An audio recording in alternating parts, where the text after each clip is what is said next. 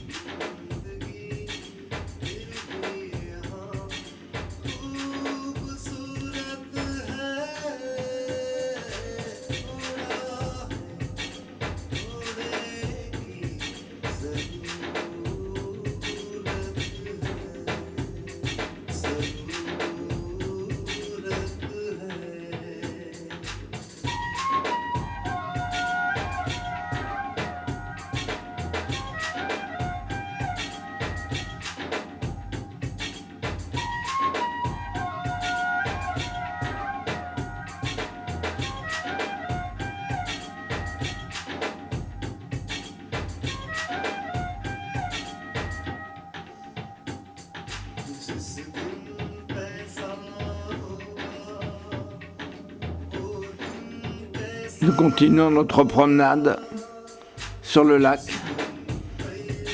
Nous faisons le tour de notre hôtel. Un autre palais sur l'autre rive.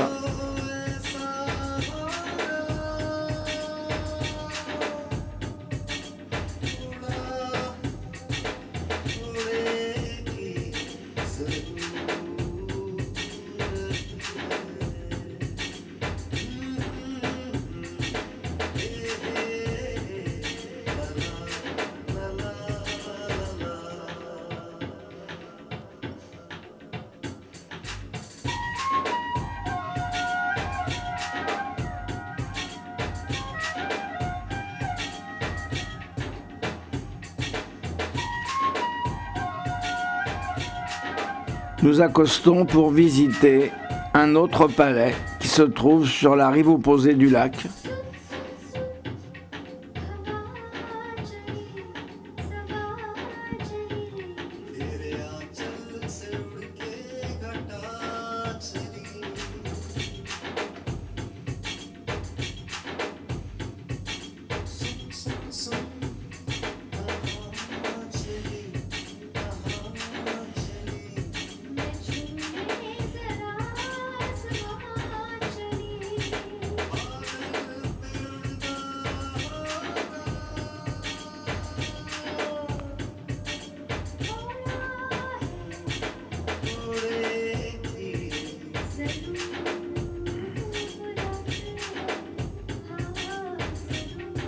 La vue sur Udaipur est superbe.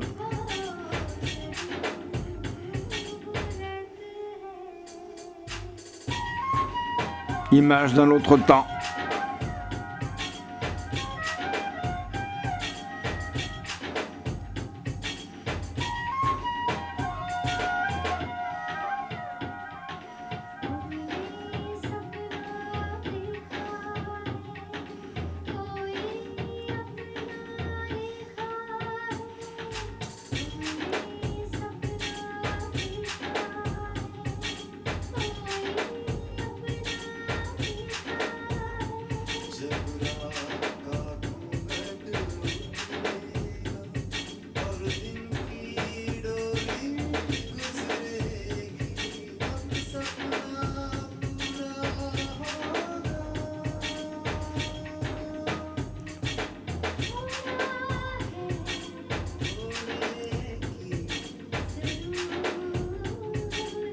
Udaipur restera comme une étape un peu magique dans notre voyage.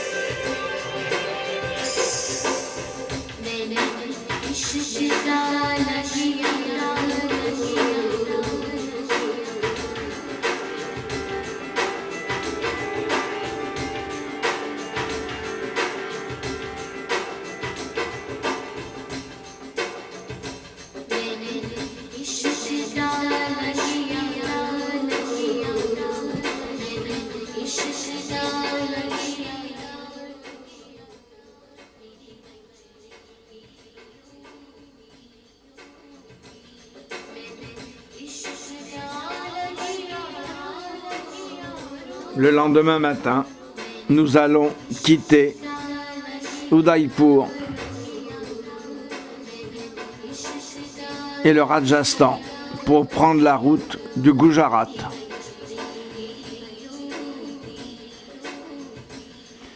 Ce qui est certain, c'est que nous serions restés volontiers 1 ou 2 journées de plus dans cet endroit magique.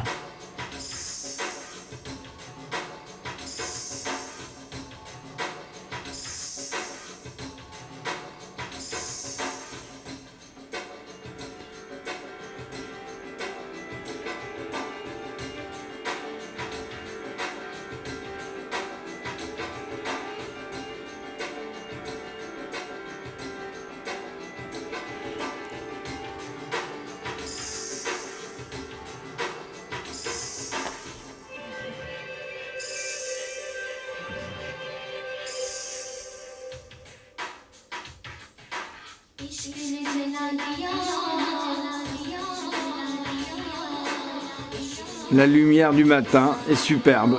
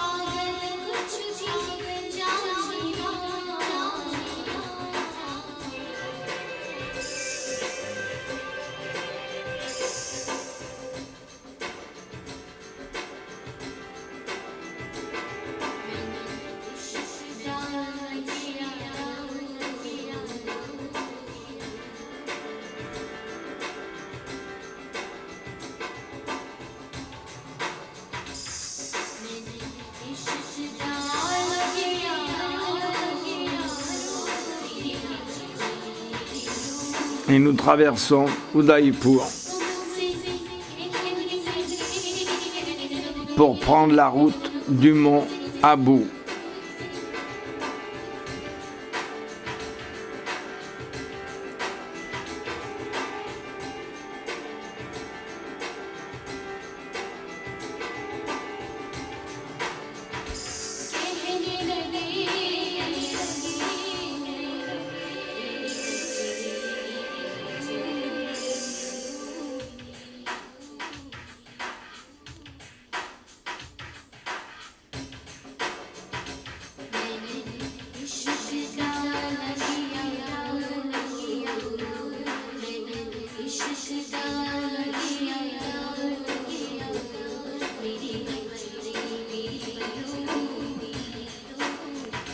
Nous faisons un arrêt dans la campagne et approchons encore une fois quelques villageoises aux tenues superbes.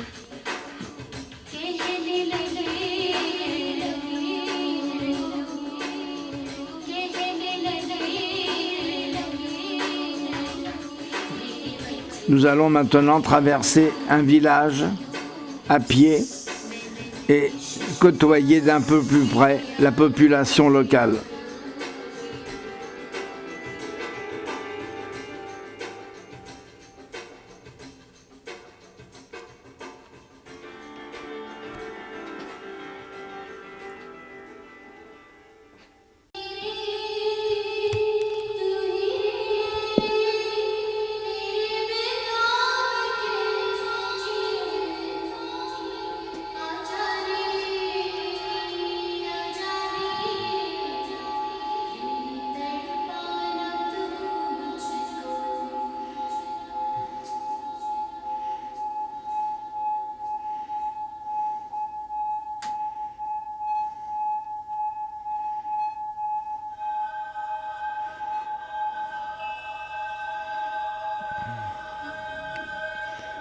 Des petites marchandes assises à même le sol, vendant quelques légumes.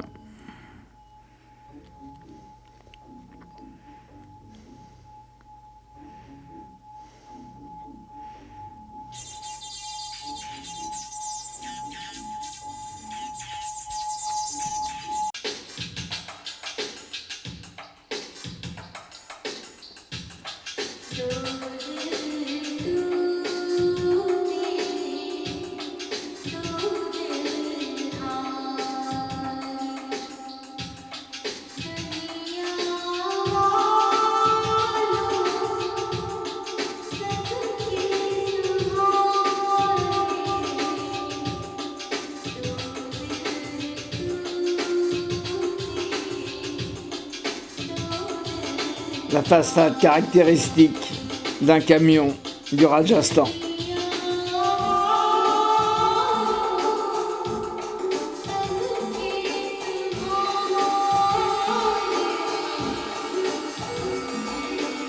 Nous quittons le village et nous reprenons la route.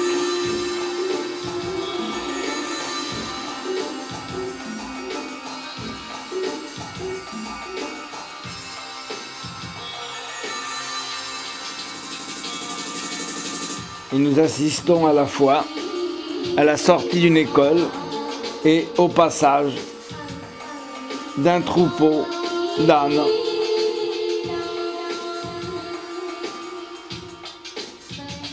Encore une fois, un spectacle très étonnant, avec des bergers et des bergères.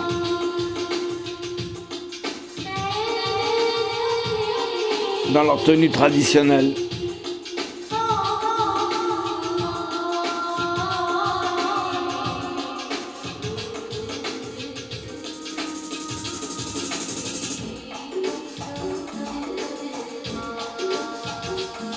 Nous gravissons les pentes vers le mont Abou. Une rude montée de 20 km conduit de la plaine au mont Abou, la pointe méridionale des Arawalis. Tout au long, la route traverse des forêts de bambous, de manguiers ou de palmiers, peuplées de colonies de singes inoffensifs.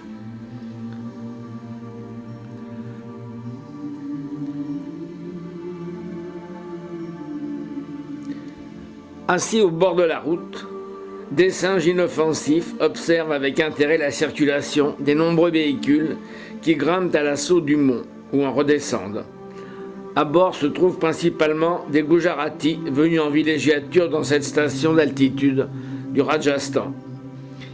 Ils échappent à la prohibition de l'alcool en vigueur dans leur état. Cela suffit à faire le succès du mont.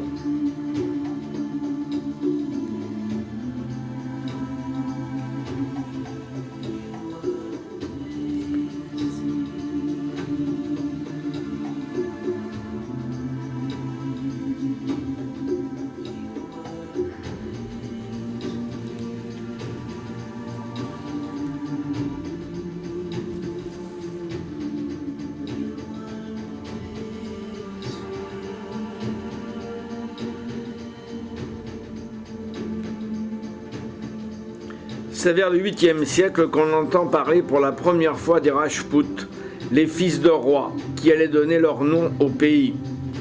Les clans Rajputs prétendaient descendre des hautes lignées de Kshatriya, guerriers et princes dont les épopées donnent des listes dynastiques impressionnantes.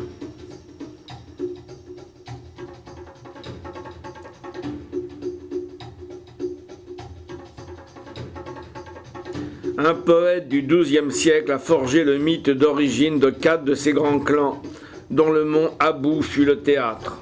Le sage Vaistra avait organisé un grand sacrifice, tandis que s'élevaient les flammes du feu purificateur, 4 guerriers en armes en jaillirent. Ils fondèrent 4 branches qui se réclamaient de cette lignée du feu et régnèrent sur le nord-ouest de l'Inde à partir du 9e-10e siècle.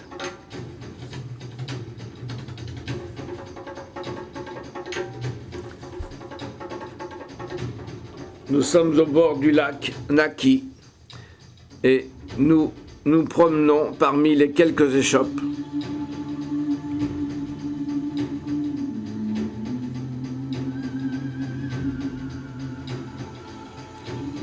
Le lendemain matin, très tôt, nous nous réveillons et nous découvrons ce paysage étonnant aux morceaux de rochers énormes.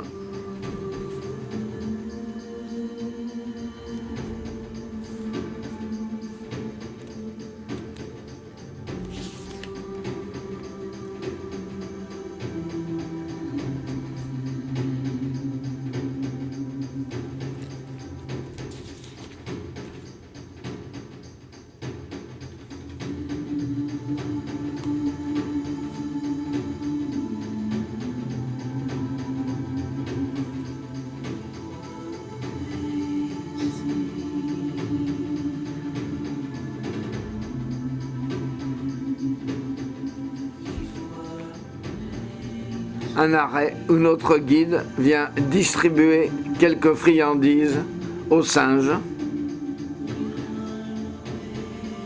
Ils sont inoffensifs, mais il faut quand même se méfier.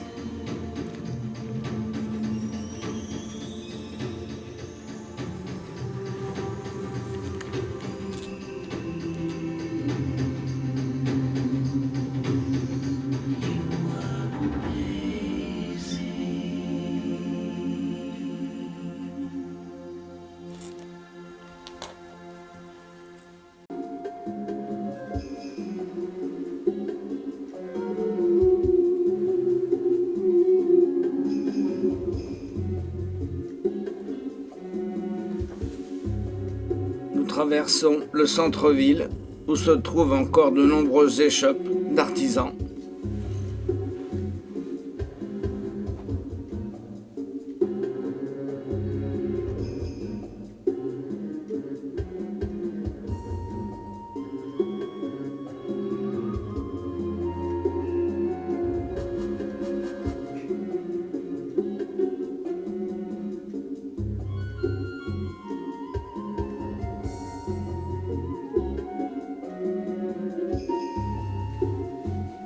Beaucoup de deux roues, beaucoup de crickshows, peu de voitures.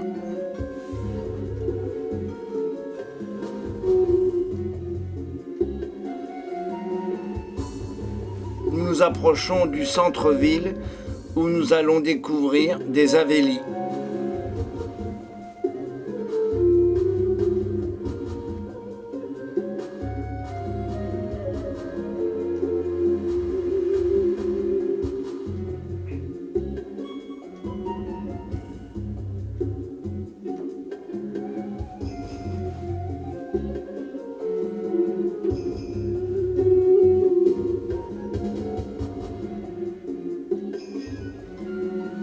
Un Indien qui fait le pitre, qui voulait absolument que je le filme.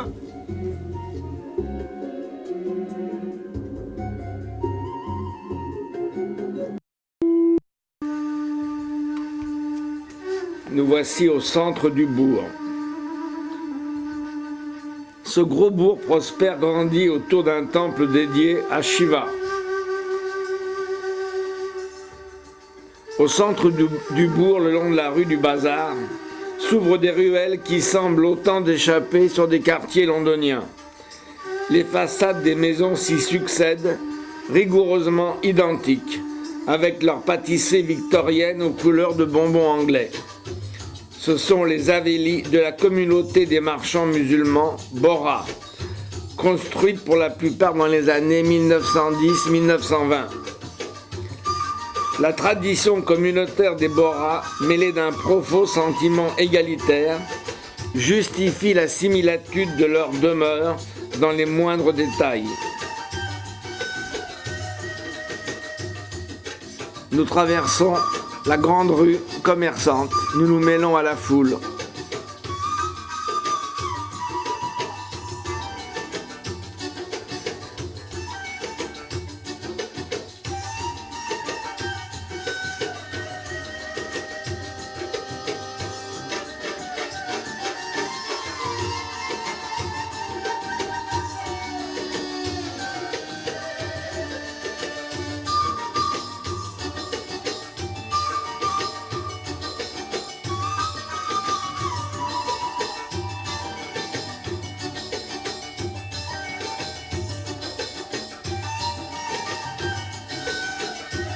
Nous sommes accueillis par une famille qui va nous recevoir chez elle pour le déjeuner.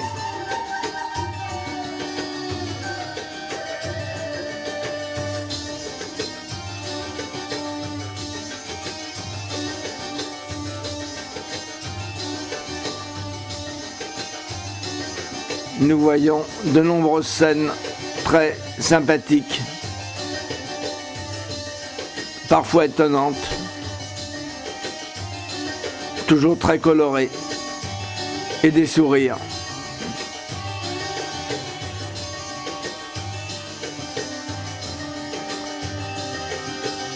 Nous sommes dans une partie beaucoup plus profonde de l'Inde qui voit beaucoup moins de touristes.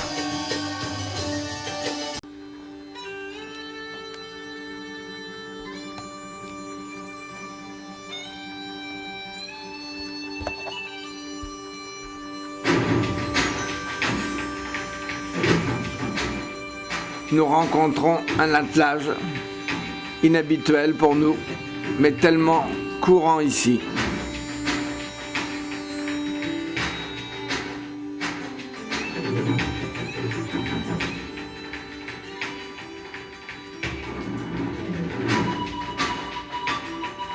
Un coiffeur.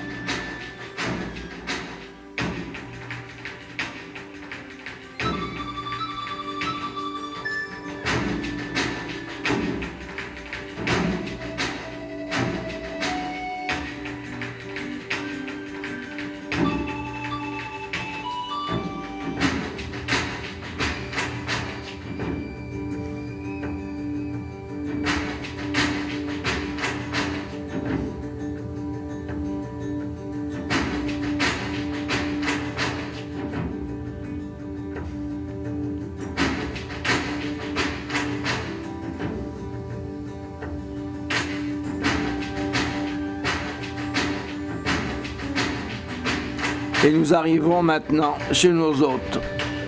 La maîtresse de maison nous attend sur le pas de la porte.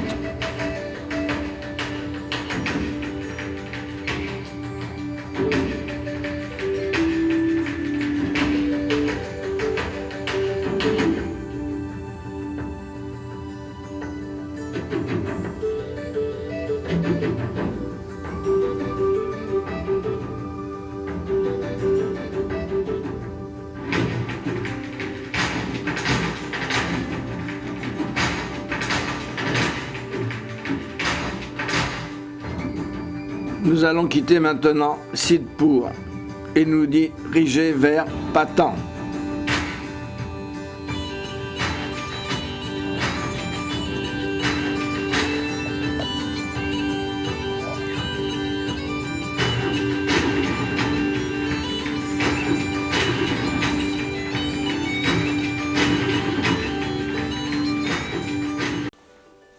Nous arrivons maintenant au marché au bambou.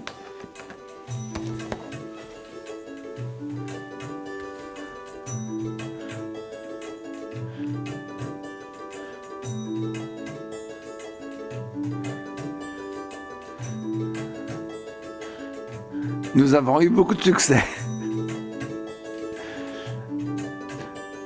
Nous reprenons maintenant la route. Encore des signes d'amitié et nous arrivons à Patan. Les vestiges de l'ancienne capitale de la dynastie des Selensky s'étendent au-delà de fortifications au nord-ouest de la ville actuelle. Il reste peu de choses, hormis le plus imposant des Bahoris du Gujarat, le puits de la Rani, devant lequel nous nous trouvons actuellement. Il fallut 10 ans aux archéologues pour rétablir les degrés qui descendent vers la nappe d'eau sur 65 mètres, en une succession de pavillons à colonnes. La structure a été entièrement revêtue d'un parement de grès où figurent des dieux du panthéon hindou, encadrés d'élégantes colonnettes, assistés de gracieux apsaras et de rishis barbus.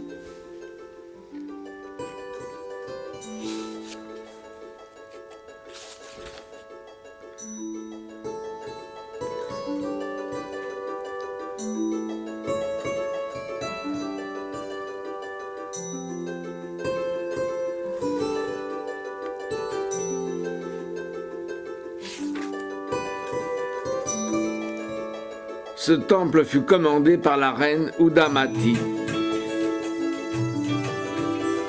L'ensemble du panthéon hindou est représenté.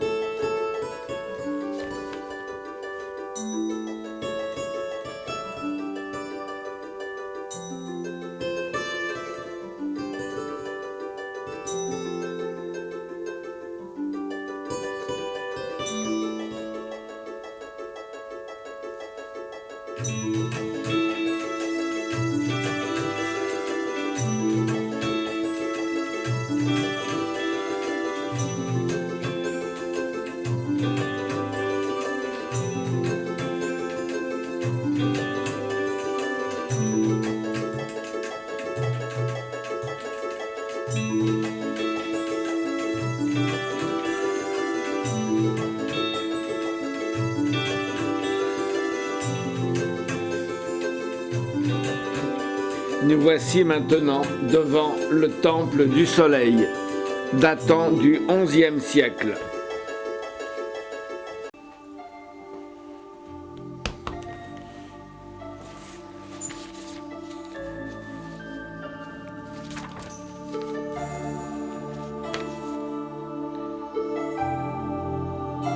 Les principes religieux des moines et religieuses jaïnes sont les 5 grands vœux suivants. Épargner toute vie, être chaste, ne rien posséder, ne rien acquérir, dire la vérité. Le respect de la vie est poussé à l'extrême, ainsi les plus dévots portent sur la bouche un voile et à la main une balayette. Le premier évitera d'absorber des insectes et la seconde servira à les écarter du chemin.